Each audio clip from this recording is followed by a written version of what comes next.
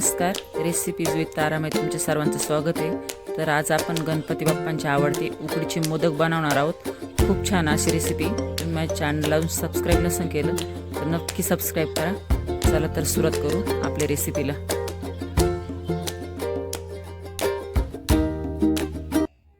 तर बघू मोदक करण्यासाठी लागणार साहित्य.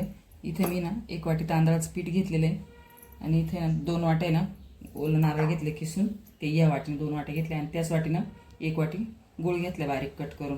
जेवढं खोबरं आहे त्याच्या अर्धा आपल्याला गूळ घ्यायचा आहे. त्यानंतर इथे ड्रायफ्रूट घेतलेली मी, खसखस घेतली 1 चमचा, तूप घेतले 2 चमचे, वेलची पावडर, मीठ घेतले थोडं, दूध घेतलं आहे आणि पाणी.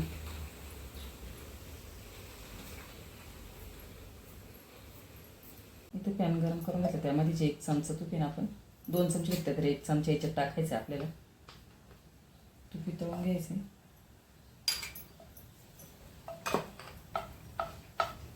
तूप वितळल्याच्या नंतर चालू यामध्ये आपण जे ओलं नारळ घेतले किसून ते घालून घ्यायचं.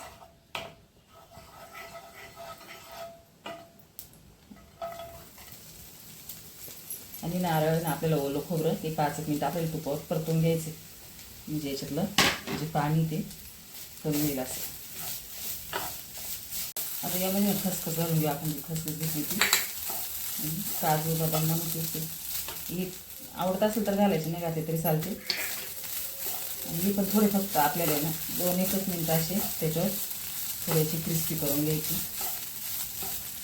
त्यानंतर आपल्याला त्यामध्ये ना गूळ घालून घ्यायचं आहे. आणि आता नाही चांगलं परतून घ्यायचं आपल्याला. तर आता आपल्याला मोदकासाठीचं सारण तयार झाले. आता आपण ते साईडला थंड व्हायला ठेवून देऊ आणि मोदकासाठी लागणार ती तांदळाची पिठाची उकड तयार करून घेऊ. तर इथे मी ना या वाटीने तांदळाचं पीठ घेतलं ना, त्याच वाटीने आपल्याला अर्धी वाटी दूध, अर्धी वाटी पाणी असं दोन्ही मिक्स घ्यायचे. तुम्ही पूर्ण पाण्यात पण करू शकता आणि पूर्ण दुधात पण करू शकते. मी दोन्ही मिक्स घेतलं. आता याला चांगली उकळी येऊन द्यायची. मग आपल्याला यामध्ये तांदळाचं पीठ घालायचे. तोपर्यंत आपण आहे ना या तांदळाच्या पिठात आहे ना मीठ घालून घेऊ. मीठ आपल्याला पिठातच मिक्स करून घ्यायचे. नंतर दुधात मीठ नाही टाकता येणार, आपल्याला दूध फुटेल परत, याच्यातच मिक्स करून घेऊ. तोपर्यंत आपल्या पाण्याला पण उकळी येते. आता हे सारणामध्ये आपण वेलची पावडर टाकून घेऊ आणि फक्त मिक्स करून घ्यायचं आपल्याला. आपला गॅस बंदच आहे, सारण थंड होऊ राहिलं. तर आता आपली दुधाला उकळी आली, गॅस थोडं कमी करू. त्यामध्ये ना आपण जे 1 चमचा तूप ठेवले ते टाकून घेऊ. आणि यामध्ये मी अजून एक पदार्थ टाकणार आहे, जे मी तुम्हाला दाखवलं नाही. त्यामुळे आपले मोदक आहे ना वरून सुद्धा खायला अशी पिठळणे लागते, वरून सुद्धा त्याला छान टेस्ट येते. ते म्हणजे आपण यामध्ये 1-1.5 चमचा साखर टाकणार आहे. त्यामुळे आपलं वरून सुद्धा मोदक आहे हे खायला अशी गोड लागते, नाही तर मग पारी ना नुसती पिठळ लागते. तर आता याला एक उकळी काढून घेऊ परत तूप विरघळल्यावर.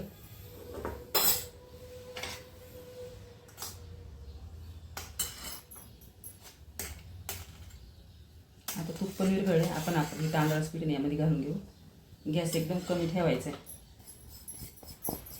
आणि पीठ यामध्ये मिक्स करून घेऊ व्यवस्थित असं. आता हे मी चांगलं मिक्स करून घेतले. गॅस एकदम कमी केला आहे. त्यावर आपण झाकण ठेवू आणि 5 मिनिट याला वाफ देऊन घेऊ. आता 5 मिनिटं झाली, आपण गॅस बंद करू आणि हिनं झाकण काढून घेऊ.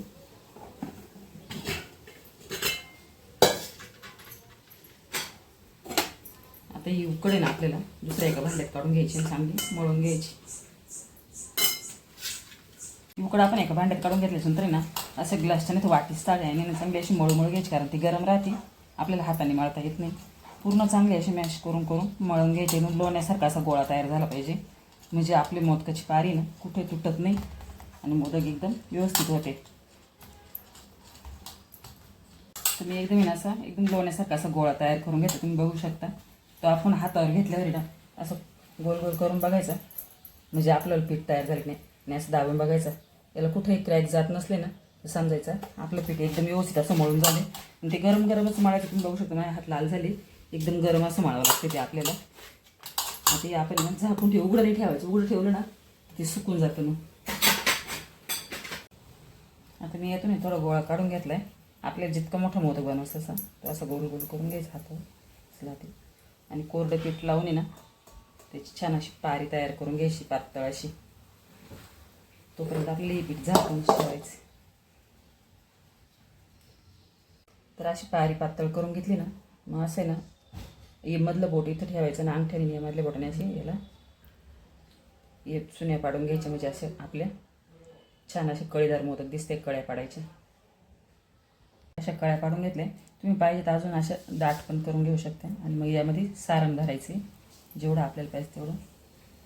आणि मग या 2 बोटाच्या साहाय्याने परत अशा त्या कळ्या फिरून फिरून असं आपल्याला वरती घ्यायचं.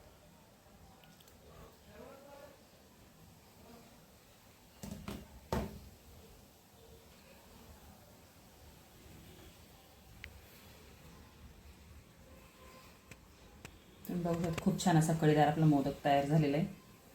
आता याच प्रकारे मी ना राहिलेली करून घेते.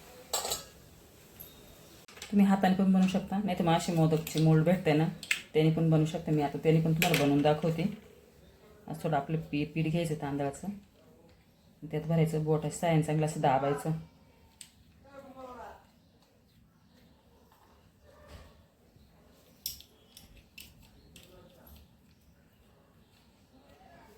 मध्ये पण मी ना सारण भरून असं पॅक करून घेतलं.